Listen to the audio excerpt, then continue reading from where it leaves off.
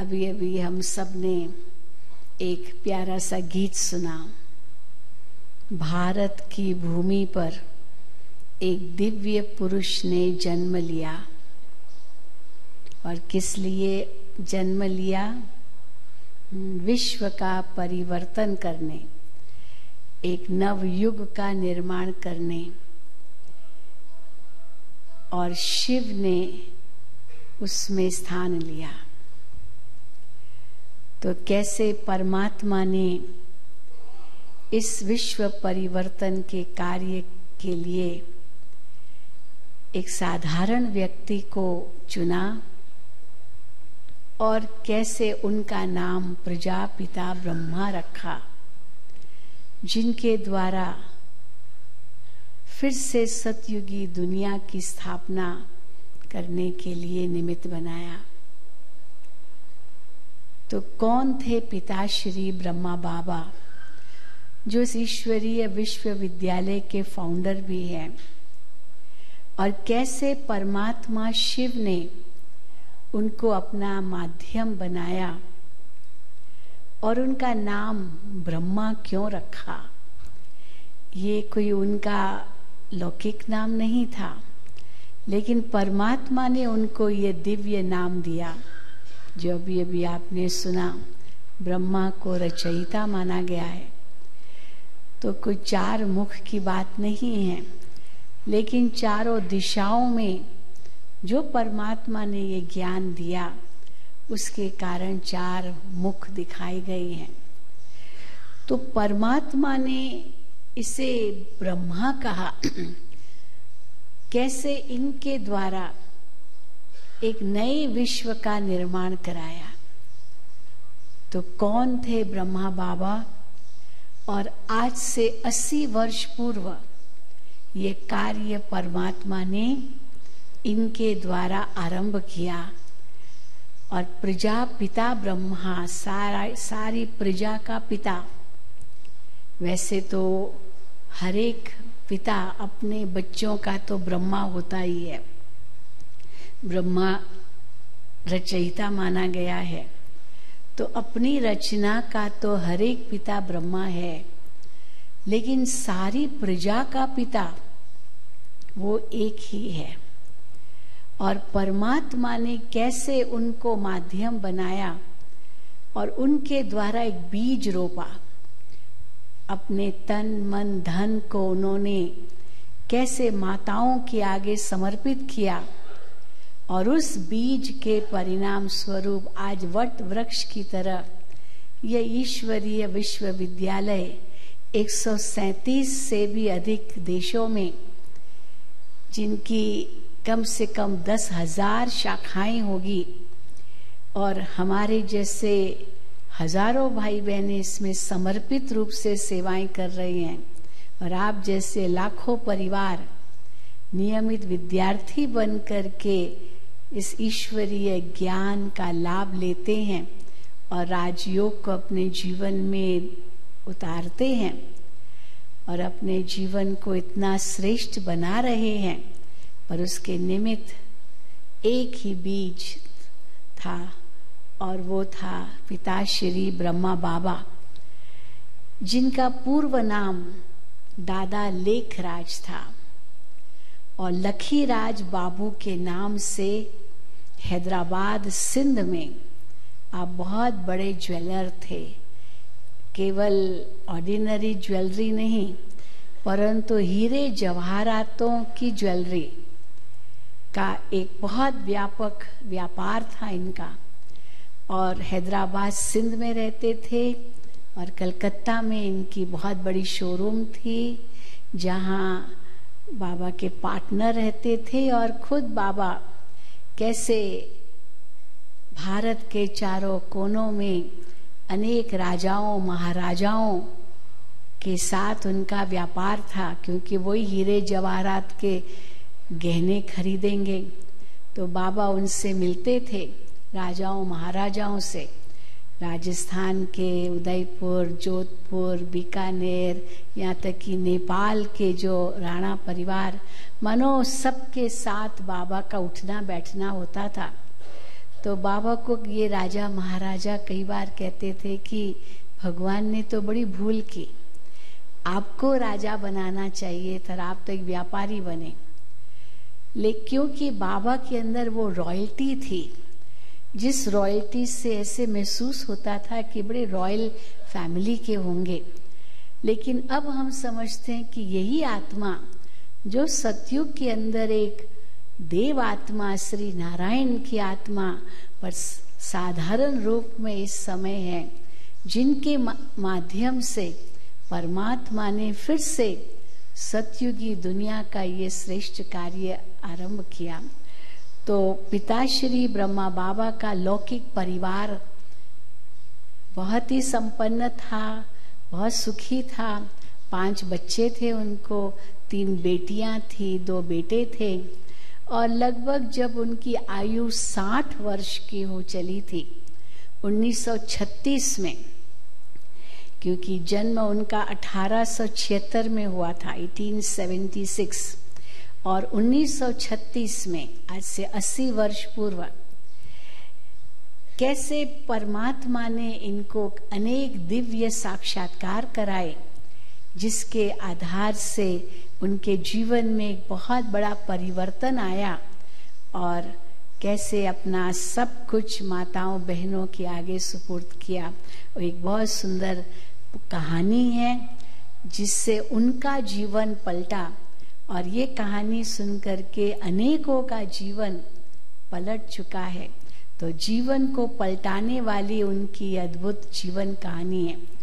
तो जब उनकी उम्र लगभग 60 वर्ष की हो रही थी और बच्चों की शादी ब्याह सब लगभग करा चुके थे, अनेक जो गृहस्थी के होते हैं जिम्मेदारियां उनको पूर्ण कर चुके थे, तो उनके अंतर में एक वैराग्य भी आ गया था कि 60 वर्ष हो गए हैं, अब तो बस अब ये बाकी जीवन भगवान को समर्पित करना चाहिए। लेकिन कैसे करना है, क्या करना है, वो कुछ समझ में नहीं आता था। तो बाबा धनी तो थे ही, पर साथ साथ दानी भी बहुत थे। कोई भी उनके द्वार पर आता था, कभी भी हाथ खाली नहीं जाता था। साधु संत महात्माएं भी बाबा के घर में आकर के रहते थे और सत्संग करते थे। बाबा बहुत बड़ी सभा बुलाते थे, अपने घर में ही सत्संग कराते थे। तो जितने ही धनी थे, दानी थे, उतने ही बाबा बहुत बड़े भक्त थे और विष्णु की विशेष भक्ति करते थे और विष्णु का ही ध्यान करते थे। विष्णु ही उनके इष्ट थे। श्रीनाथ आप बार बार आते थे, या राजस्थान में श्रीनाथ द्वारे में आप आते थे। पक्के वल्भाचारी कट्टर मानो वैष्णव थे बाबा, और भक्ति तो इतनी उनकी थी, वो तो बहुत विस्तार है। लेकिन कोई भारत का मंदिर छोड़ा नहीं होगा जहां बाबा दर्शन करने न गए हो। यहाँ तक कि अमरनाथ की भी यात्रा की थी। लेकिन एक खोज थी उनके अंदर। क्या खोज थी? सत्य को जानने की। और उस सत्य को समझने के लिए बाबा ने अनेक शास्त्र पढ़ डाले थे, अनेक गुरु भी किए थे, लेकिन कहीं से भी उनको जो संतोषजनक जवाब चाहिए था वो नहीं मिलता था।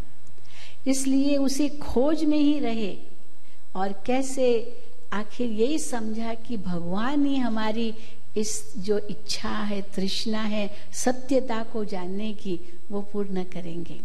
और एक दिन की बात है जब वो अपने इष्ट विष्णु के ध्यान में बैठे थे कि अचानक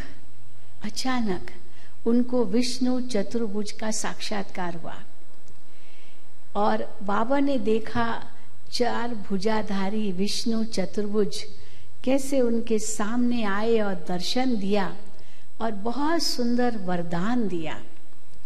वरदान क्या था? अहम चतुर्भुज तत्त्वम, मैं विष्णु चतुर्भुज हूं, तुम भी मेरे जैसे हो। और बाबा तो देखते ही रह गए। और विष्णु के कई रूप बाबा के सामने आते गए, एक के बाद एक, एक के बाद एक, और हर एक स्वरूप ने वही वरदान दिया। शंख चक्र गदा पद्मधारी विष्णु उनके सामने आके उपस्थित हुए और एक वरदान देते गए, वही अहम चतुर्भुज तत्त्वम, मैं विष्णु चतुर्भुज हूं, तुम भी वही हो। अब जैसे ही बाबा बहुत देर तक ये ध्यान में अनुभव करते रहे और जब ध्यान से नीचे उतरे तो बाबा को बहुत आश्चर्य हुआ कि ये कैसा वरदान मुझे मेरे इष्ट ने दिया। मैं इन जैसे कैसे हूँ, मैं तो इनका भक्त हूँ, दास हूँ, क्योंकि भक्त तो यही समझते हैं, इनका सेवक हूँ। तो मैं सेवक, दास, भक्त और इन जैसा तो मैं नहीं हूँ। तो ये प्रश्न लेकर के बाबा अपने गुरु के पास गए। तो गुरु को जब ये बात सुनाई तो गुरु को भी आश्चर्य हुआ कि ऐसा वरदान कैसे मिला, क्योंकि जब भी किसी को कोई वरदान अपने इष्ट से मिलता है तो अधिकतर वो वरदान क्या होता है, तथास्तु। कोई देवी का भक्त है, कोई हनुमान का भक्त है, कोई गणेश का भक्त, कईयों के भक्त होते हैं। तो जब अपनी भक्ति में वो तल्लीन होते हैं, उनको दर्शन होते हैं, और दर्शन जब होता है तो वो इष्ट उनको वरदान देता है, तथास्तु, यानी आपकी इच्छा पूरी होगी, वैसा ही होगा, तथास्तु। लेकिन ये वरदान था तत्त्वम का, तो मेरे जैसे हो। तो गुरु ने जो उनकी समझ थी उस अनुसार उन्होंने सोचा कि हो सकता है भगवान को आपसे कुछ महान कार्य करवाना होगा, इसलिए आपको ये वरदान दिया कि तुम मेरे जैसे हो, क्योंकि मेरा कार्य आपको करना है। तो बाबा को हुआ कि मेरा कार्य, ईश्वर का कार्य मुझे करना है, कौन सा कार्य करना है वो भी तो मुझे पता हो, तो मैं करने लिए तैयार हूँ जो भगवान हमको हुक्म दे। लेकिन वो कैसे पता चले? तो गुरु ने उनको कहा कि आप एकांतवास में चले जाओ, कुछ एकांत में जा करके ध्यान लगाओ, शायद फिर से कुछ आपको और प्रेरणा ईश्वर से मिले। तो बाबा हैदराबाद सिंध में रहते थे और वहां से बाबा बनारस चले गए, जहां उनके मित्र रहते थे। उनकी बहुत बड़ी कोठी थी, बहुत बड़ा बगीचा था। तो सोचा मैं यहाँ बनारस में रह के गंगा घाट पर भी एकांत का अनुभव करूँगा और इनके बगीचे में भी अपने इष्ट का ध्यान करूँगा, तो मुझे शायद कुछ और दर्शन हो जाए और मुझे और वरदान मिले कि करना क्या है मुझे। तो कैसे बाबा एक दिन बनारस में अपने मित्र की कोठी के बाहर, जो उनका बड़ा सुंदर बाग था, बगीचा था, उसके पेड़ के नीचे ध्यान कर रहे थे। संध्या का समय था कि अचानक बाबा को इस कलयुगी सृष्टि के महाविनाश का साक्षात्कार हुआ, जिसमें बाबा ने देखा कि 3 रूप से इस कलयुगी दुनिया का महाविनाश हो रहा है। एक अणु युद्ध के द्वारा, दूसरा ग्रह युद्ध के द्वारा और तीसरा प्राकृतिक आपदाओं के द्वारा। 3 रूपों से ये दुनिया खत्म हो गई और एकदम जलमग्न हो गई, प्रलय हो गया, बहुत कुछ भयंकर विनाश का रूप बाबा ने देखा। तो बाबा को समझ में नहीं आया कि इसका मतलब क्या है, क्या दुनिया ऐसे ही खत्म हो जाएगी? फिर हे भगवान, ये सुंदर दुनिया जो आपने रची है वो फिर रची क्यों? यानी बाबा के मन में बड़े प्रश्न उत्पन्न तो होते थे, अभी जो पहले के थे उनका ही जवाब नहीं मिला, अब और प्रश्न मन में उत्पन्न होने लगे कि ये दुनिया ऐसे खत्म हो जाएगी, फिर संसार बनाया ही क्यों? अब ये उत्तर कौन दे? और फिर ये भगवान हमको क्या करना है? अब उसके लिए भी कुछ राय दे। लेकिन वो भी एक पहेली थी। तो बाबा तो बिल्कुल और भी एकांत में चले गए, जैसे कि उनको दुनिया से कुछ लेना देना नहीं था। तो कैसे एक दिन बाबा को वहीं पर बहुत सुंदर भव्य परम धाम का साक्षात्कार हुआ, जिसमें बाबा ने देखा एक अखंड ज्योति का महतत्व, और उसमें छोटे छोटे सितारे उल्टे झाड़ की तरह थे, जिसमें मुख्य जो सितारा था वो ऊपर, वो बीज के रूप में, और उसके नीचे झाड़ के रूप में छोटे छोटे सितारे। बाबा को तो कुछ समझ में नहीं आया ये क्या देख रहा हूँ, और इतनी शांति का अनुभव किया बाबा ने वो दुनिया देख करके। वास्तव में ये परम धाम का साक्षात्कार हुआ, जो अखंड ज्योति का महतत्व है, जो आत्माओं का लोक है। और फिर बाबा ने क्या देखा कि उस महतत्व से वो छोटे छोटे सितारे, आत्माएं, जो बाबा को उस समय समझ में नहीं आया, लेकिन वो सितारे धीरे धीरे धीरे वहां से निकल करके नीचे आने लगे। और जैसे नीचे आते गए धीरे धीरे धरती पर पहुंचे, और धरती पर पहुंच करके एक एक सितारा एक एक देवी और एक एक देवता का रूप धारण करता गया। और देखते ही देखते बाबा ने देखा कि सारा संसार बदल गया, एकदम परिवर्तन हो गया। जो प्रकृति एकदम तमो प्रधान रूप में थी, सब कुछ नष्ट हो चुका था, जलमग्न हो गई, प्रलय हो गया, सारा संसार खत्म, वो धीरे धीरे धीरे धीरे बदलता बदलता बदलता एक सुंदर संसार बन गया, जहाँ चारों ओर देवी देवताएं विचरण करने लगे। बहुत सुंदर दृश्य बाबा ने देखा। बाबा को तो आश्चर्य हुआ कि वो दुनिया बदल करके ये दुनिया पर आ गई, ये कैसे हुआ। और फिर बाबा ने उसमें दूसरा क्या अनुभव किया कि एक सोने का महल, जिसमें हीरे जवाहरात जड़े हुए थे दीवारों पर, बहुत ही सुंदर महल, और उसमें लक्ष्मी नारायण का वास था। और कैसे धीरे से लक्ष्मी नारायण उस महल से निकले और बगीचे में विचरण करने लगे, और चारों ओर शहनाइयां बज रही है, इतनी खुशहाली है। जो बाबा ने इतना आत्मिक सुख, आनंद की जो स्थिति होती है वो पहले कभी नहीं अनुभव की, और ये बाबा ने अनुभव किया। और उसके बाद एक आवाज उनको आई, एक आकाशवाणी जैसे बाबा को हुई। और आकाशवाणी में क्या बाबा ने सुना, उठो लखीराज, उठो उठो, इस कलयुगी सृष्टि के महाविनाश के बाद एक सतयुगी दुनिया आनी है। और वो सतयुगी दुनिया जहाँ सुख शांति समृद्धि संपन्न सारा संसार होगा, ऐसी दुनिया तुमको बनानी है। ये आवाज आई, आकाशवाणी। अब जैसे बाबा वापस ध्यान से उतरे तो वो आवाज गूंजने लगी, ऐसी दुनिया तुमको बनानी है, ऐसी दुनिया तुमको बनानी है।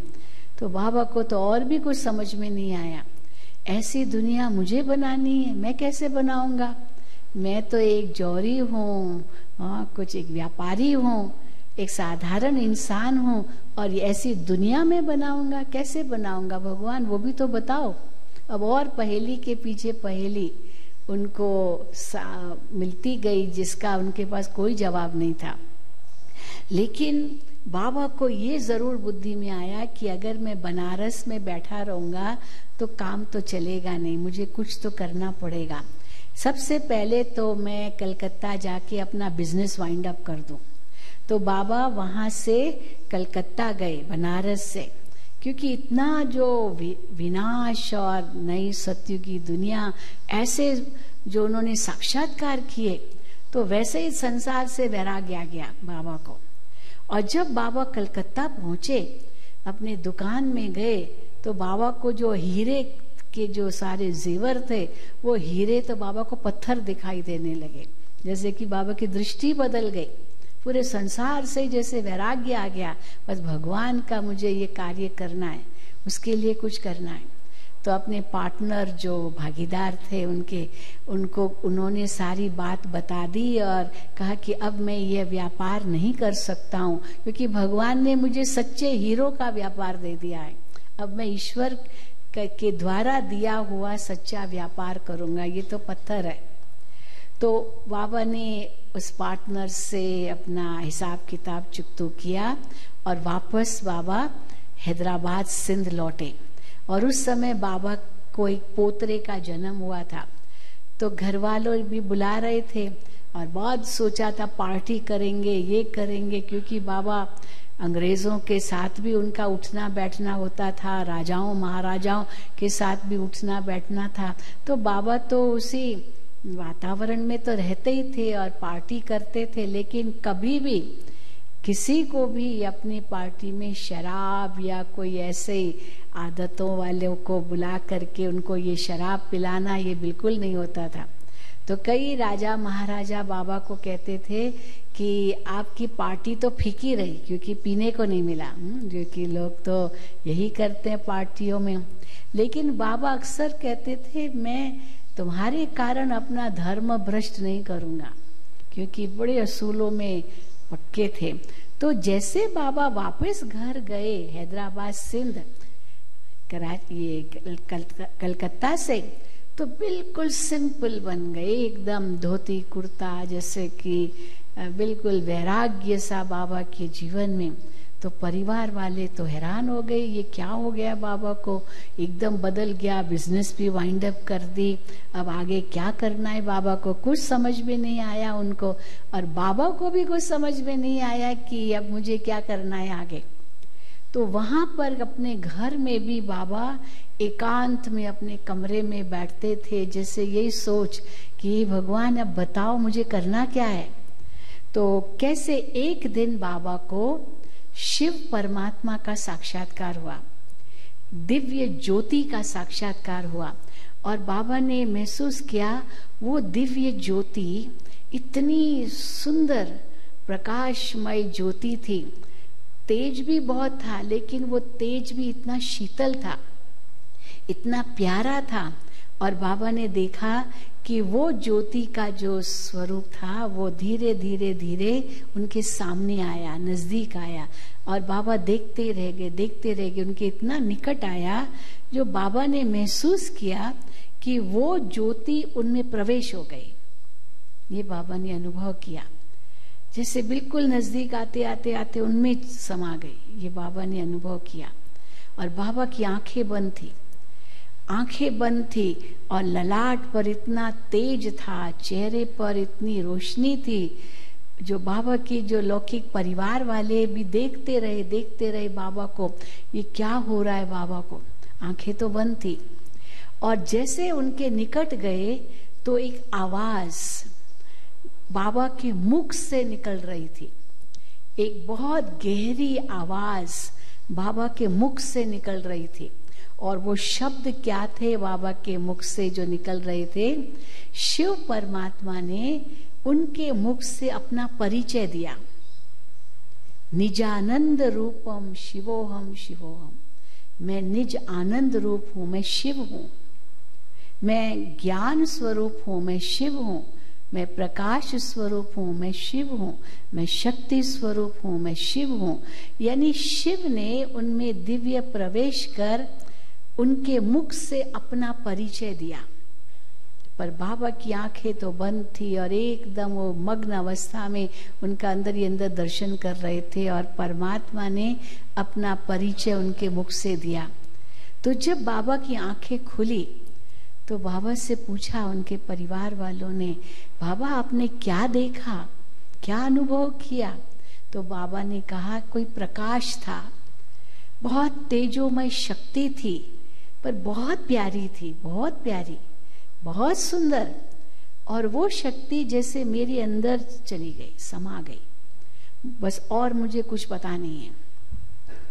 परंतु उसके बाद एक चमत्कार होने लगे, क्योंकि जो भी बाबा को देखता था तो बाबा का जो वो बूढ़ा 60 वर्ष की आयु, बाल सफेद, सब बुजुर्ग था, और बाबा को जैसे ही वो देखते थे तो वो व्यक्ति जो साधारण रूप था धोती कुर्ता वाला वो गायब, और उसकी जगह श्री कृष्ण खड़े हैं।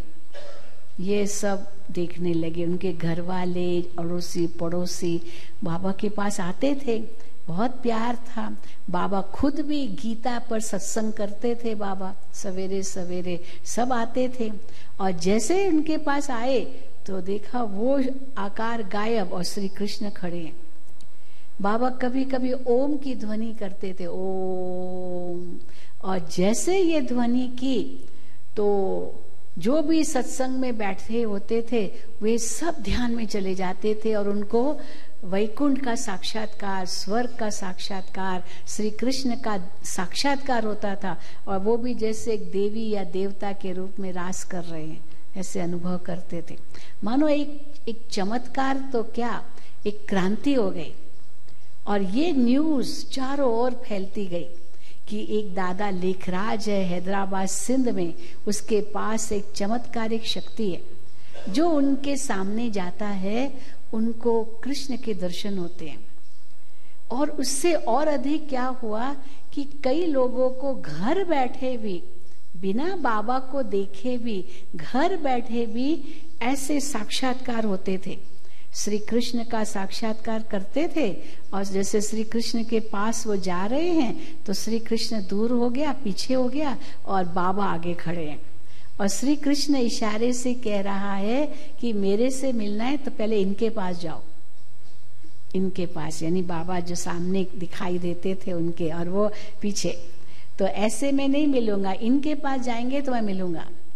अब ये कौन थे ये सब तो नहीं जानते थे, लेकिन जो हैदराबाद सिंध के जो नामी ग्रामी लोग थे और बुजुर्ग लोग थे वो तो बाबा को जानते थे क्योंकि बाबा बहुत बड़े ज्वेलर थे। तो अब कैसे ये तो एक क्रांति हुई, इतनी बड़ी क्रांति थी कि अमेरिका का एक टाइम मैगजीन निकलती है, बहुत ही इंटरनेशनल न्यूज उसमें आती है, टाइम मैगजीन। उस मैगजीन में भी ये न्यूज छपी थी कि हैदराबाद सिंध, तब वो भारत का ही हिस्सा था, अखंड भारत था, 1936 की बात है, कि भारत के अंदर एक दादा लेखराज है जिसके पास ये चमत्कारिक शक्ति है कि उनसे कृष्ण के दर्शन होते हैं। तो बहुत लोग आते थे, चारों तरफ से लोग आते थे। और दूसरी क्रांतिकारी बात क्या हुई कि स्त्रियां, महिलाएं, माताएं, कुमारियां, बहनें, उनको ज्यादा साक्षात्कार होते थे, पुरुषों को कम।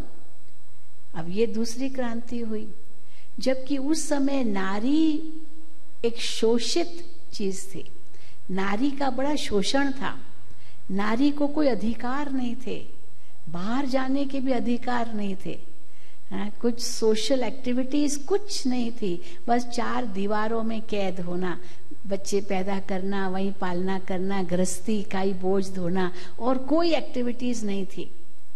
और पुरुष जो थे वो तो बताया पुरुष प्रधान समाज, तो सिंधी लोग, सिंध वर्की उनको कहते थे, हैदराबाद सिंध, उनके जो पुरुष थे वो तो वर्ल्ड में बिजनेस करते थे।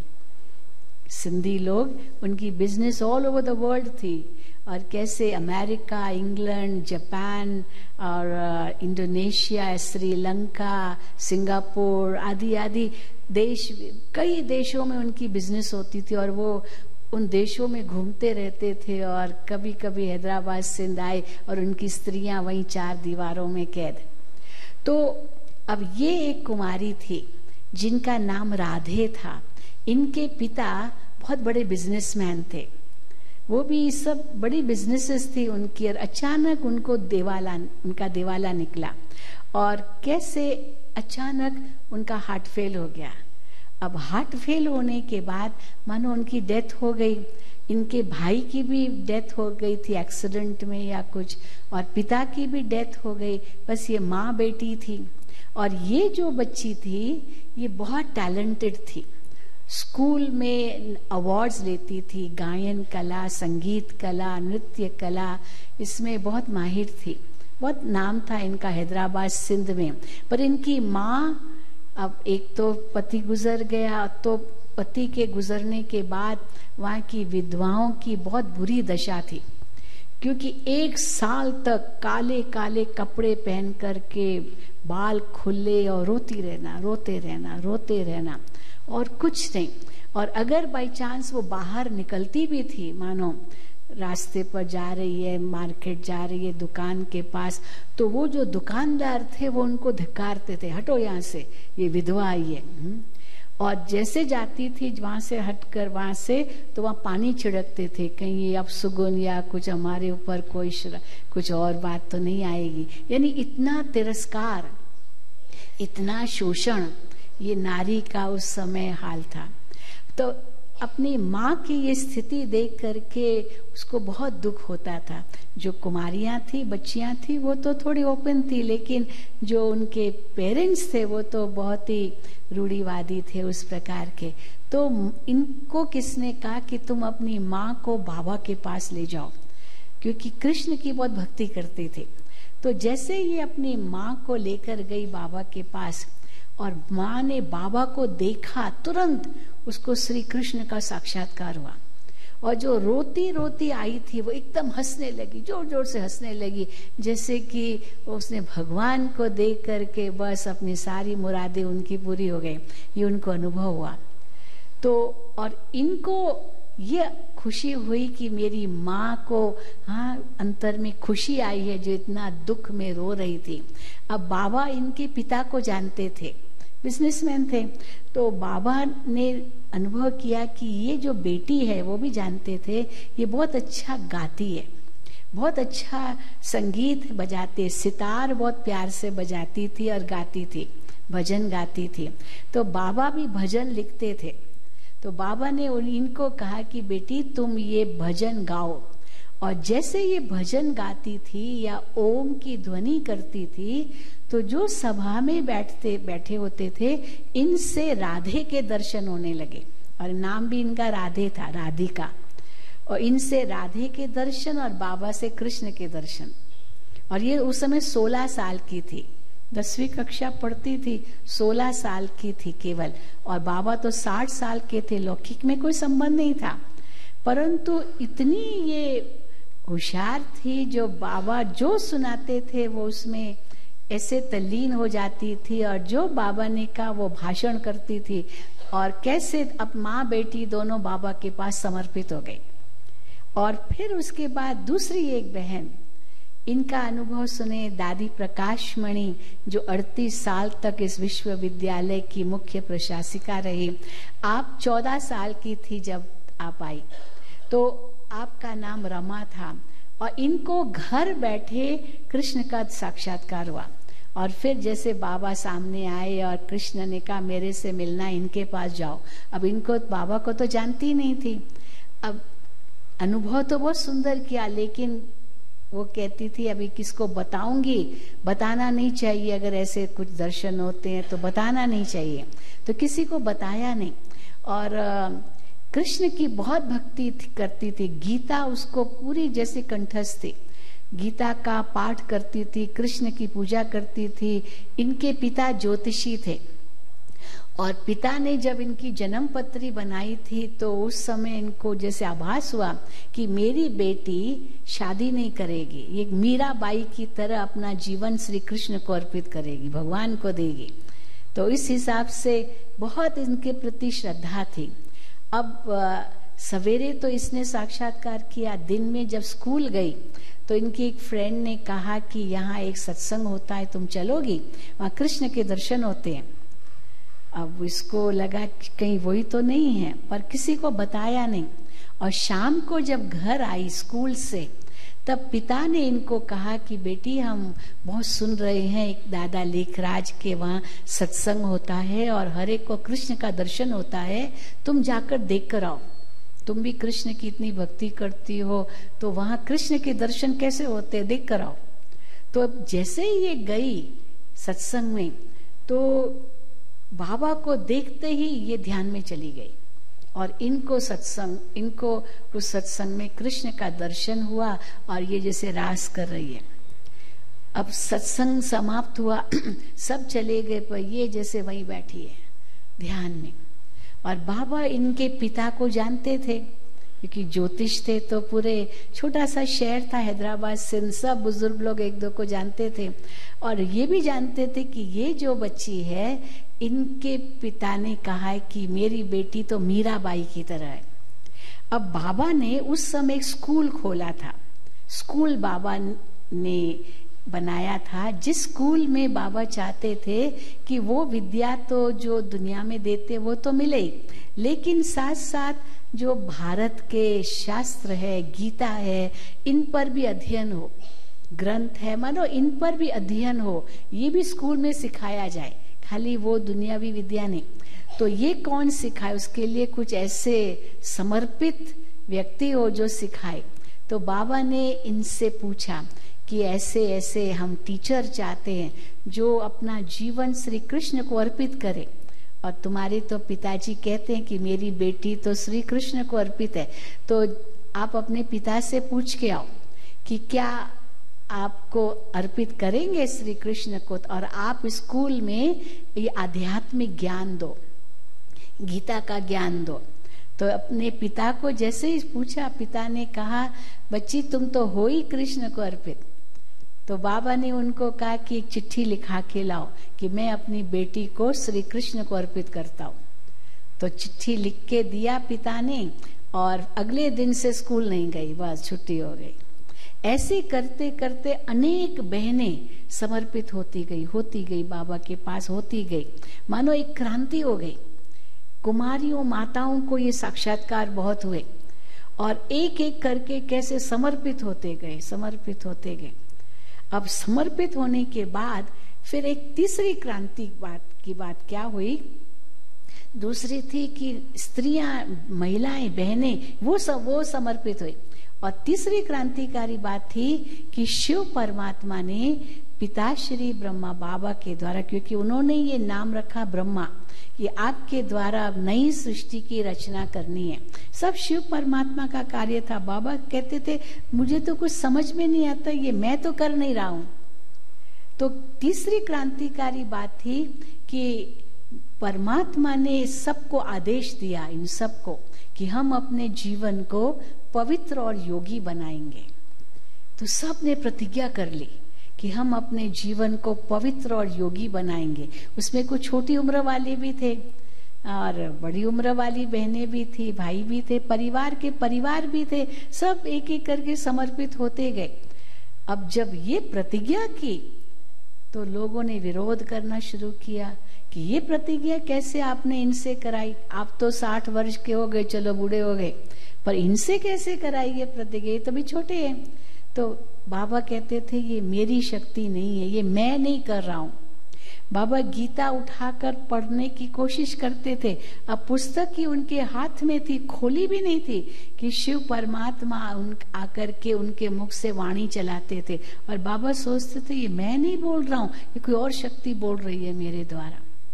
एक सचमुच एक ऐसे आश्चर्य की बातें हुई उस समय, पर लोगों ने विरोध भी किया। वो क्या जाने ये कौन सी शक्ति काम कर रही है, वो सोचते थे ये बाबा कुछ अपनी तरह से जादू कर रहा है। और बाबा कहते थे नहीं, जब परमात्मा ने मुझे भी आदेश दिया तो मैंने भी इनका पालन किया, मैं भी तो आपके समान ही हूँ। बाबा का परिवार तो उनके साथ ही था, कोई छोड़ के सन्यासी तो बन नहीं गए, अपने परिवार में थे, बहुत बड़ा घर था, तो काफी सारे आते गए, समर्पित होते गए।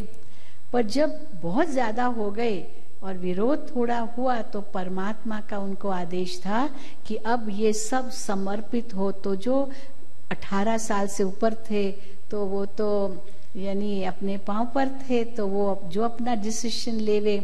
तो फिर कैसे बाबा ने हैदराबाद सिंध से ट्रांसफर किया और सारा परिवार कराची में आ गया।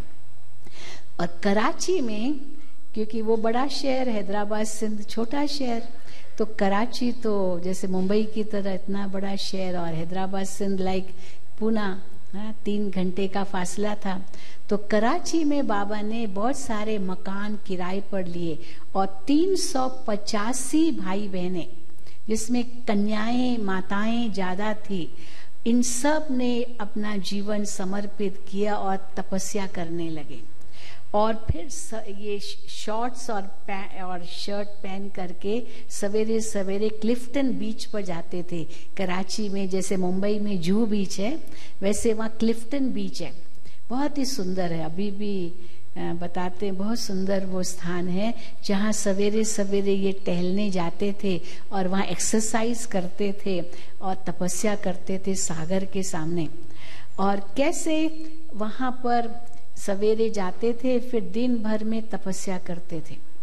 और 14 साल 1937 से लेकर 1950 तक पिताश्री ब्रह्मा बाबा और जगत अम्बा सरस्वती, ये नाम परमात्मा ने राधिका को दिया, और मम्मा मात पिता, ये अलौकिक मात पिता के रूप में थे। और इन्होंने कैसे ये 385 भाई बहनों की पालना की और 14 साल वहां रहे कराची में। और इन्हीं 14 सालों में 37 to 1950, इन 14 सालों में दुनिया का नक्शा बदल गया। एक तो सेकेंड वर्ल्ड वॉर हुआ, और उस सेकेंड वर्ल्ड वॉर में कैसे लाखों लोग मारे गए, और वो समाप्त तब हुआ 1945 में। 39 to 45 था। 45 में जब अमेरिका ने एटम बॉम्ब हिरोशिमा नागासाकी पर गिराया और दोनों शहर नष्ट हो गए। और कैसे उस समय भारत के स्वतंत्रता की लड़ाई बहुत जोर पकड़ रही थी। और आप जानते हैं 1947 में बंटवारा हुआ, हिंदुस्तान पाकिस्तान अलग हो गया, खून की नदियां बही, और ये संस्था वहीं थी, तपस्या कर रही थी। बहुत इनों की रक्षा हुई। कैसे परमात्मा ने तो इनका बाल भी बांका नहीं होने दिया। कैसे अंदर ही अंदर ये तपस्या करते थे। उस समय का जो चीफ मिनिस्टर था सिंध प्रांत का, प्रोविंस का, वे बाबा के बहुत अच्छे मित्र थे। और बाबा को उन्होंने कहा कि आप लोग ये देश मत छोड़ो, आप लोग हिंदुस्तान मत जाओ, यहीं रहो। आप अगर यहाँ रहेंगे तो हमारा देश पाक बन जाएगा। भले नाम पाकिस्तान था, पर पाक स्थान माना पवित्र स्थान बन जाएगा, आप लोग यहीं रहो। पर शिव परमात्मा का आदेश मिला कि जब 1950 में भारत गणतंत्र बन गया, सब कुछ बंटवारा पूरा हो गया, कॉन्स्टिट्यूशन भारत का बन गया, सब माना समझौते पूरे हो गए।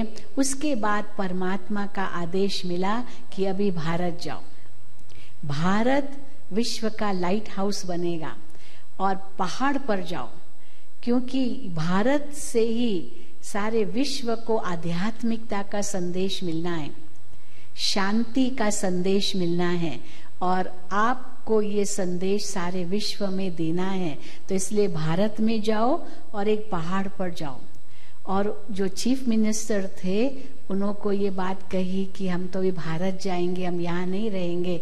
तो उन्होंने बाकायदे एक जहाज दिया और सब सामान ले जाने के लिए कहा, यानी कुछ भी इन्होंने छोड़ा नहीं, सब कुछ। तो ये दिखाया फोटो कैसे वहाँ बैगेज सब पैक्ड है और इंतजार कर रहे हैं जहाज का। और उस समय एक जहाज उनको दिया ताकि वे सब कुछ सामान उस जहाज में ले जाए। और कैसे भारत में इनका आना हुआ। सौराष्ट्र में ओखा बंदरगाह है, वहां पर ये उतरे, ये जहाज में बैठे इंतजार कर रहे, क्योंकि कराची से सौराष्ट्र में आना बहुत दूर तो नहीं है। तो वहां से ओखा बंदरगाह है जामनगर के पास, तो वहां उतरे और वहां से ट्रेन द्वारा आबू रोड आए। आबू में इन्होंने यहाँ मकान किराए पर लिया माउंट आबू में, और ये 1950 की ट्रेन है जो आप देख रहे हैं। तो 14 साल इन्होंने जो कराची में तपस्या की, तो बहुत शक्ति उन्होंने भरी, तो दुनिया का मुंह नहीं देखा 14 साल तक। और भारत में जैसे आए फिर दुनिया को देखा कैसी दुनिया है। और आबू रोड स्टेशन पर उतरे, माउंट आबू में यहाँ उनका रहना हुआ। ये भी परमात्मा का उनको आदेश मिला। और ये जो माउंट आबू है इसकी बहुत बड़ी विशेषता है, यहाँ पर बहुत बड़े बड़े महल हैं चारों ओर। और जब गर्मियों के दिन होते थे अप्रैल मई जून, तो जो यहाँ राजस्थान, सौराष्ट्र, गुजरात, इनकी जो राजाएं थे, अब राजाई बहुत थी चारों ओर। तो ये राजाएं अप्रैल में जून में माउंट आबू आके रहते थे। इनके यहाँ समर पैलेसेस हैं। तो गर्मी के दिनों में जैसे इनका कैपिटल माउंट आबू होता था और वहाँ से अपने अपने शहरों से आते थे। तो यहाँ अलवर पैलेस है, बीकानेर पैलेस है, जोधपुर पैलेस है, जयपुर पैलेस है, बहुत पैलेसेस है चारों तरफ। तो भरतपुर राजा का महल इन्होंने चुना, जो किराए पर लिया, क्योंकि 1950 में जब सब रजवाड़े भारत गणतंत्र में समा गए तो वो इतने सारे अपने पास प्रॉपर्टी रख नहीं सकते थे, उनकी सीलिंग हो गई, प्रॉपर्टी की सीलिंग। तो इन्होंने क्या किया, राजाओं महाराजाओं ने या तो बेच दिया या तो स्कूल बनाए या तो होटल्स। तो माउंट आबू में जितने भी पैलेसेस हैं या तो होटल है या तो स्कूल है, बोर्डिंग स्कूल्स हैं चारों तरफ, बहुत बोर्डिंग स्कूल्स हैं। यहाँ भी अब आप अभी ज्ञान सरोवर आप आए होंगे तो लेफ्ट साइड ही बहुत बड़ा महल जैसा है, कासल जैसा, वो अलवर पैलेस है। वहाँ आर्य समाजियों का स्कूल चलता है, बोर्डिंग स्कूल है। वहाँ पर उनको कैसे संस्कृत सिखाया जाता है, बहुत कुछ किया जाता है। तो और कई ऐसे स्कूल्स हैं या तो होटल्स है। नक्की झील जाएंगे, उसके सामने पहाड़ पर जयपुर पैलेस, अभी वो होटल है। तो इसीलिए होटल्स बन गए। माउंट आबू का उद्योग ही ये होटल्स एंड हॉस्टल्स, क्योंकि देश विदेश के बच्चे भी यहाँ माउंट आबू में पढ़ते हैं। तो यही यहाँ का उद्योग है। तो होटल्स, हॉस्टल्स एंड दुकानें, बस यही है। कोई उद्योग तो और रूप तो है ही नहीं। हिल स्टेशन है और बहुत बड़ा तीर्थ स्थान है और चारों ओर बाकी जंगल है। यहाँ भी आप आए होंगे, जंगल ही जंगल है। तो बाबा कैसे यहाँ माउंट आबू में आकर के तपस्या करते थे, मम्मा भी तपस्या करती थी, सब बच्चे भी आकर के कैसे पहाड़ों पर जा कर के तपस्या करते थे। बहुत सुंदर, उनको 2 साल इन्होंने यहाँ माउंट आबू में तपस्या की। फिर जब इनके रिश्तेदारों को पता चला, जो भारत में आ गए थे पहले से, उन्हों को पता चला कि ये संस्था भारत में स्थानांतरित हुई है और माउंट आबू में है, तो उन्होंने निमंत्रण दिया कि आप आकर के आपने जो पाया है वो हमको भी आके सुनाओ। तो बाबा ने कैसे उनको भेजा दिल्ली में। ये हमारी बहन है मनोहर इंदिरा दादी, इनकी फैमिली दिल्ली में रहती थी। तो उन्होंने निमंत्रण दिया कि आप आके हमें ये ज्ञान दो। तो जैसे ये दिल्ली गई तो वहां पर ये ओम की ध्वनि करती थी, अपने घर में अपने परिवार वालों के सामने भाषण करती थी। तो इनसे उनकी फैमिली वालों ने देवी के दर्शन किए, देवी का साक्षात्कार इनसे करते थे। तो इतनी वो भी एक जैसे आवाज फैल गया कि एक देवी पहाड़ से आई है, पहाड़ से उतरी है धरती पर, एक देवी आई है। क्योंकि दुर्गा अम्बा के दर्शन इनसे होते थे तो दूर दूर से लोग आते थे इनका दर्शन करने के लिए। मंदिरों से निमंत्रण मिले कि आप आकर के यहाँ पर सत्संग करें, और वहां भी उनसे देवी का साक्षात्कार होता था। मानो धूम मच गई दिल्ली में। ये 1952 की बात है। और फिर वो मंदिर भी छोटे पड़ने लगे तो जमुना के किनारे पर बैठ करके आप सत्संग करते थे, और वहां पर भी बहुत लोग आते थे सत्संग सुनने के लिए। 1 मास तक तो जैसे दिल्ली में धूम हो गई, 52 की बात है। और तो जब वापस इन्होंने सोचा अभी मैं जाऊंगी, क्योंकि कितना समय मैं यहाँ रहूंगी, मुझे तो माउंट आबू जाना है। तो लोगों ने कहा आप चले जाएंगे तो हमारा क्या होगा। तो बाबा ने इनको कहा कि अगर ये चाहते हैं कि आप और समय रहो तो उनको कहो कि एक मकान लेकर दो, तब हम वहां रहेंगे, क्योंकि घर में भी कहाँ तक रहेंगे, सत्संग कहाँ तक करते रहेंगे, लोग आते रहेंगे। तो उन्होंने कहा ठीक है मकान लेकर देंगे। तो 1952 में माउंट आबू से बाहर दिल्ली में हमारा पहला सेवा केंद्र खुला दिल्ली में, और उसके बाद भारत के कोने कोने में हमारे सेवा केंद्र खुलते गए, और वहां से भाई बहनें आते रहे, माउंट आबू आते रहे। और मम्मा वो भी चारों तरफ जाती रही। लखनऊ में मम्मा गए हैं, उनका बहुत सुंदर भव्य स्वागत था। कानपुर में गए, यूपी में बहुत सारे हमारे सेवा केंद्र खुले, साउथ में खुले, नॉर्थ में खुले, चारों ओर खुलते गए। और दादी प्रकाशमणि मम्मा के साथ अधिकतर रहती थी। मम्मा तपस्या करती थी तो कैसे दादी जी भी उनके साथ रहते थे, दादी प्रकाशमणि। और मम्मा की तपस्या इतनी ऊंची थी कि धीरे धीरे कैसे वो विदेश स्थिति को प्राप्त करती गई। और 1965 24 जून को मम्मा ने एट द एज ऑफ 46 अपना देह त्याग किया। लेकिन बहुत तपस्या की उन्होंने और इस उम्र में त्याग किया। और उनकी फिर दीदी मनमोहिनी ने एडमिनिस्ट्रेशन संभाला। दीदी मनमोहिनी भी उस समय 1936 में आई थी और वो बहुत बड़े फैमिली की थी, बड़ी फेमस फैमिली इनकी, जो मुंबई में जय हिंद कॉलेज, केसी कॉलेज है, जसलोक हॉस्पिटल है। तो जो हैदराबाद सिंध से सिंधी लोग आए भारत में, मुंबई में इन्होंने कॉलेजेस खोले और हॉस्पिटल्स खोले और भी जगह पर। तो जसलोक हॉस्पिटल इनके चाचा चाची थे, जस्सूमती लोकुमल। तो जस्सूमती लोकुमल के नाम से जसलोक हॉस्पिटल, ये इनके अंकल आंटी थे। तो इनके मतलब पूरा परिवार, इनकी बहुत बड़ी बिजनेस थी हैदराबाद सिंध में। लेकिन ये जैसे बाबा के पास आई, बाबा से इनको इतने साक्षात्कार हुए जो फट से अपना जीवन इसमें समर्पित किया। इनके हस्बैंड की भी डेथ हो गई थी तो इसीलिए समर्पित हो गई। इनकी माँ और ये दोनों माँ बेटी तो कैसे समर्पित हो गए, ऐसे बहुत समर्पित हुए। तो दीदी मनमोहिनी ने ये कार्य संभाला एडमिनिस्ट्रेशन का, क्योंकि ब्रह्मा बाबा ने एडमिनिस्ट्रेशन का कार्य सब बहनों को दिया। जो भी उनकी चल अचल प्रॉपर्टी थी वो सब बाबा ने माताओं बहनों के नाम विल कर दी, इसलिए खुद जैसे न्यारे हो गए। तो कैसे दीदी मनमोहिनी ने 1983 में अपना देह त्याग किया। तो कैसे 1965 से 1983 तक आप एडमिनिस्ट्रेशन संभालते रहे और बाबा बाहर जाते रहे। बाबा बहुत, ये दिल्ली में बाबा गए हैं, वहाँ छोटे बच्चियाँ बाबा के आगे गीत गा रहे हैं।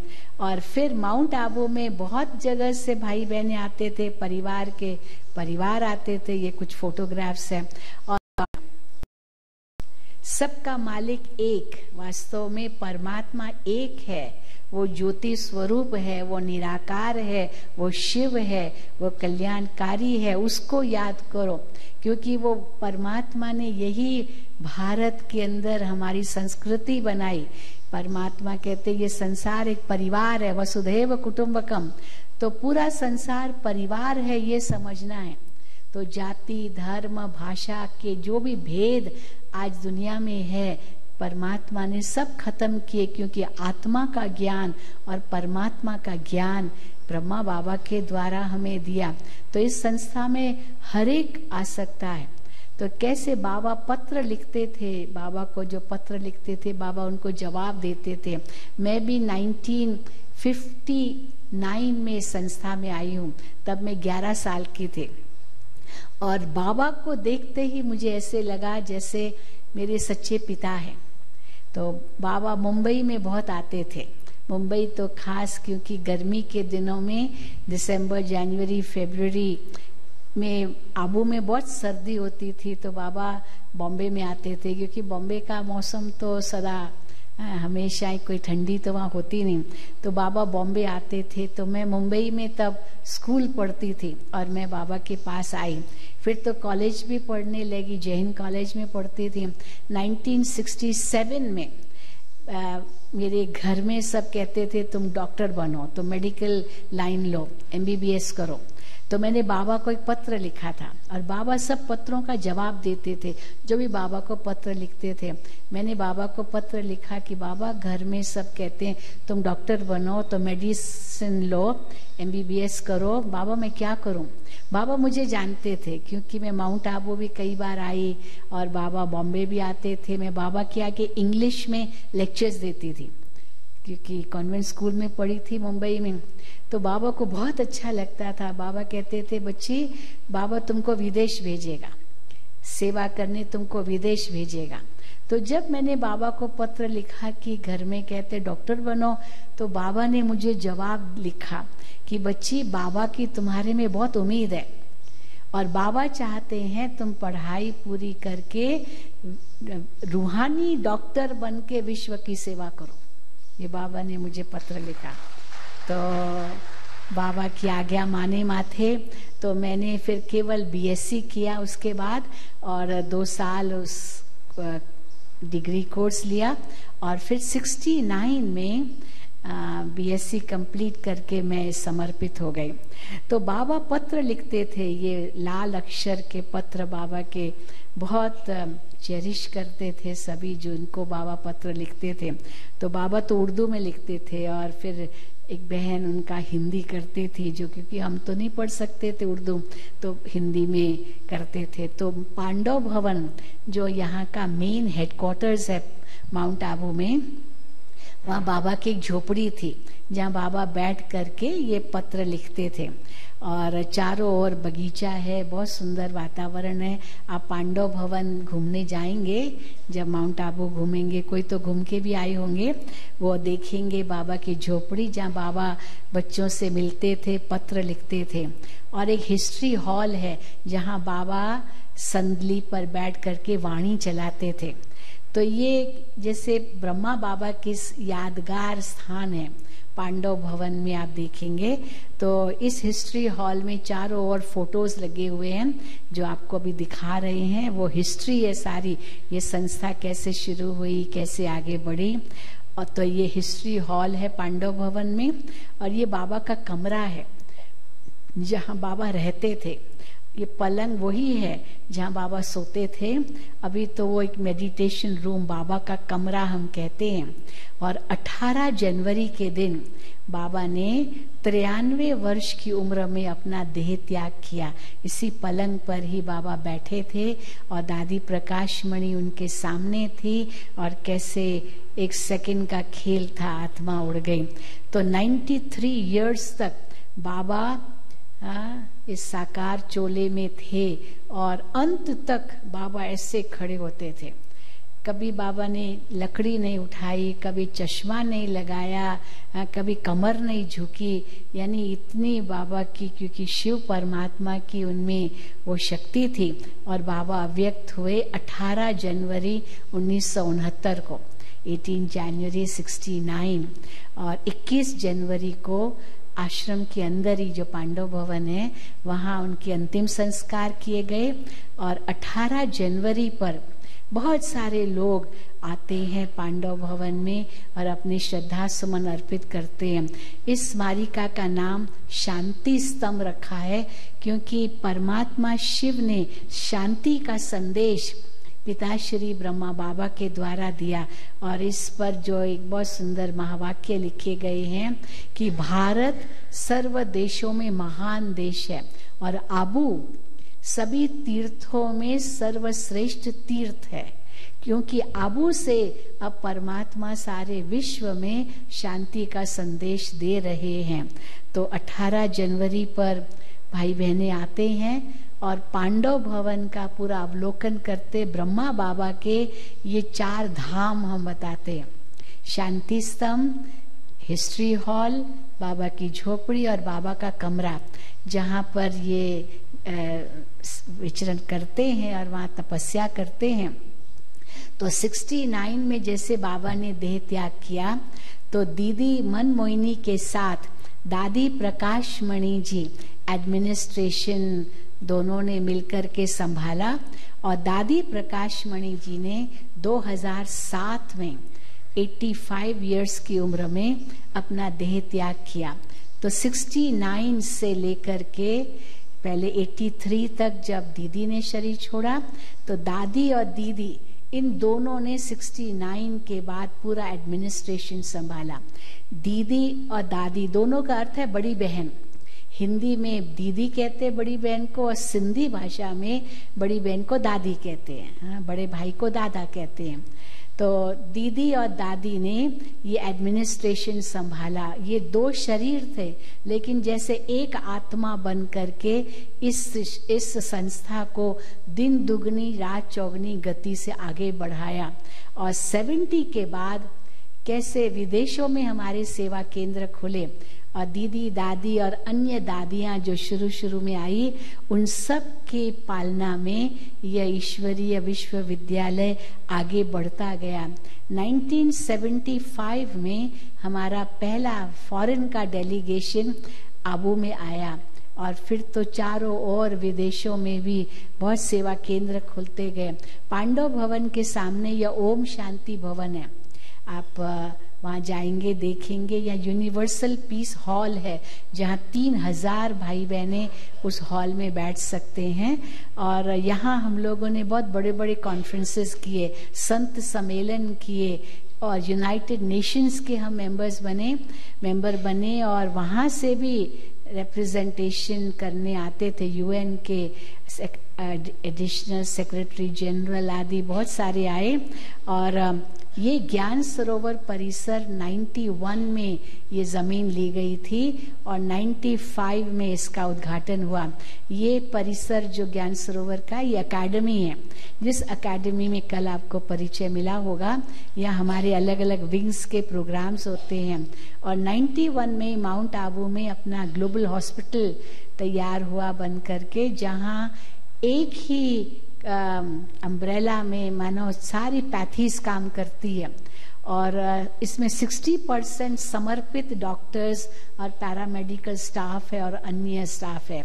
60% आर ऑल डेडिकेटेड, और गांव-गांव में सेवा करते हैं और कई कैंप्स लगाते हैं यहाँ चारों ओर। क्योंकि ये जो एरिया है ये आदिवासी एरिया है, बहुत पिछड़ा हुआ इलाका है राजस्थान का, और पूरे जैसे रेगिस्तान ही है। तो यहाँ पर बहुत प्रकार की बीमारियां होती है क्योंकि सूखा बहुत है। माउंट आबू तो like oasis in the desert है, यहाँ बारिश बहुत पड़ती है। अभी तो वो भी कम हो गई, जो आप देख रहे हैं सारा जंगल ही सूखा है। लेकिन ये फिर जो आप जहाँ से आए होंगे आबू रोड से, वहाँ पर फिर हम लोगों ने और जमीन ली और बहुत बड़ा हॉल बनाया जहाँ 20,000 भाई बहनें बैठ सकते हैं, जिसका उद्घाटन 96 में किया गया और उसका नाम रखा डायमंड जुबली हॉल, क्योंकि डायमंड जुबली ईयर था वो 96, 60 साल हुए थे इस संस्था को। तो इसलिए इस हॉल में 20,000 लोग बैठ सकते हैं। इतना भव्य हॉल है वो। आप जब वापस जाएंगे या कोई देख के भी आए होंगे, शांतिवन तलहटी है जहाँ से पहाड़ शुरू होता है माउंट आबू का, तो वहाँ अपना 70-80 एकर्स की का बड़ा आश्रम है जहाँ कम से कम 15,000 भाई बहनें रह सकते हैं। तो ज़रूर आप देखने जाना। और वहाँ भी हमारे बहुत बड़े प्रोग्राम्स होते रहते हैं। दादी प्रकाश मणि जी ने 85 इयर्स की उम्र में अपना देह त्याग किया 25 अगस्त 2007 को। तो कैसे दादी ने अपनी हड्डियां इस यज्ञ के अंदर दी और शांतिवन का इतना विस्तार किया, देश विदेश का इतना विस्तार किया। तो दादी प्रकाश मणि जी की स्मृति में वहाँ नीचे शांतिवन में प्रकाश स्तंभ बना है, जहाँ पर दादी जी के पार्थिव देह का अंतिम संस्कार किया गया था। और अभी जो वर्तमान हमारी मुख्य प्रशासिका है वो दादी जानकी जी है। आप 100 वर्ष के हैं। अभी अभी इसी साल हम लोगों ने उनकी सेंटिनरी मनाई है। 100 वर्ष, तब आप 20 साल की थी जब आप आई 1936 में, और अभी 100 इयर्स। और दादी जानकी के साथ कैसे हमारी और भी कुछ दादियां हैं, और दादी जानकी जी इस उम्र में भी कितनी सेवा करते। अभी तो दादी अहमदाबाद में है, कुछ उनको फिजिकल प्रॉब्लम है तो थोड़ा इलाज चल रहा है, बट शी इज ओके। तो दादी कैसे कुमारियों का प्रशिक्षण ले रहे हैं और मास सभाओं में, करीब 1 लाख की सभाओं में भी दादी जी भाषण करते रहे और देश विदेश में भी जाते रहते हैं। और दादी जानकी जी के साथ सह मुख्य प्रशासिका दादी हृदय मोहिनी जी हैं, और दोनों दादियां मिलकर के ये प्रशासन संभालते हैं। तीसरी भी हमारी जॉइंट एडमिनिस्ट्रेटिव हेड है दादी रतन मोहिनी जी, वो भी इस समय अहमदाबाद में हैं। दादी हृदय मोहिनी जी इस समय मुंबई में है पार्ला सेंटर पर, तो इसलिए तीनों यहाँ नहीं हैं। आप सोचेंगे हम इनसे मिल सकते हैं, लेकिन अभी आबू में नहीं है। तो दादी हृदय मोहिनी जी जब 9 साल की थी तब इस संस्था में आई, और कैसे बाबा को देखते ही ध्यान में चली गई। अपनी माँ के साथ आई और उसके बाद तो समर्पित हो गई। अब बहुत शक्तिशाली ट्रांस मैसेंजर है, कैसे सूक्ष्म वतन में उड़ जाते हैं और शिव पिता और ब्रह्मा पिता की संपूर्ण आत्मा कैसे फरिश्ते रूप में उनका साक्षात्कार करते हैं, उनसे संदेश लाते हैं, और समय प्रति समय शिव परमात्मा और ब्रह्मा पिता की संपूर्ण आत्मा इनके तन में प्रविष्ट होते हैं, और प्रवेश करके इनके मुख से वाणी चलाते हैं, जिनको हम अव्यक्त बाप दादा की वाणी कहते हैं। और ये हम लाइव रिले करते हैं अपने पीस ऑफ माइंड चैनल पर। हो सकता है आपने अपने घरों में या सेवा केंद्रों पर ये प्रोग्राम देखा हो। जिन्होंने देखा है हाथ उठाएं। ओह, इतने सारे, अच्छा, तो आपके लिए तो नई बात नहीं है, लेकिन आप जरूर चाहते होंगे कि टीवी पर तो देखते हैं, पर प्रैक्टिकल सामने भी आकर के वरदान प्राप्त करें, वो भी तो चाहते होंगे कि नहीं? हाँ, वो भी चाहते होंगे। तो क्यों नहीं आ सकते हैं? हजारों भाई बहनें आते हैं, तो आप भी आ सकते हैं, लेकिन थोड़ी हमारे नियम है। उन नियमों का अगर आप पालन करेंगे तो अवश्य आ सकेंगे। और शांतिवन में हमारे प्रोग्राम्स होते हैं बाप दादा के। बाप दादा माना शिव परमात्मा बाप, और दादा माना ब्रह्मा बाबा भाई। आत्मा तो भाई है ना, परमात्मा तो एक है, वही आत्माओं का पिता है। तो उस हिसाब से बाप दादा हम कहते हैं।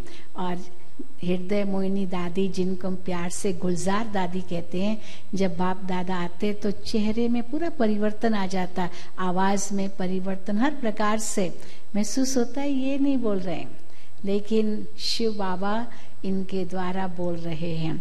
और ये प्रोग्राम हमारे अक्टूबर से लेके मार्च तक हर 25-30 दिन के बाद होते हैं, हर महीने होते हैं। और कैसे देश विदेश के भाई बहने उस समय आते रहते हैं। तो आप भी आ सकते, लेकिन कुछ नियम है, कम से कम 1 साल कुछ हमारे रेगुलर स्टूडेंट्स के रूप में आप सेवा केंद्रों पर जाएं, ये बातों को और समझें। अभी तो आपको बस एक टेस्ट कराया थोड़ा सा, परंतु उसको अगर जीवन में लाना है तो आपको और समय चाहिए। तो अवश्य आप सेवा केंद्रों पर जाएं और वहाँ ये स्टडी करें। कुछ हमारे जो और नियम है, अन्न की शुद्धि, संग की शुद्धि, ये कुछ नियम है, वो पालन हो तो अवश्य आप दोबारा आ सकते हैं। क्यों नहीं आ सकते हैं? हम तो कहते हैं ये आपका परिवार है, आपका घर है, ये यूनिवर्सिटी है, ये विश्वविद्यालय में हम सब विद्यार्थी पढ़ रहे हैं, और हमारा टीचर एक परम पिता परमात्मा है। अभी तक हम स्टूडेंट्स हैं, टीचर एक ही है, और ये परिवार भी है। तो हम सब भाई बहने एक पिता परमात्मा को याद करते हैं, उनसे ही शक्ति प्राप्त करते हैं। ओम शांति, ओम शांति, ओम शांति। काफी समय ले लिया आपका। आपके प्रोग्राम में तो लिखा 8 बजे कल्चरल प्रोग्राम, पर अभी हम जल्दी समाप्त करके भोजन आप करेंगे, या फिर वापस आपको जल्दी लौट के आना है। ओम शांति।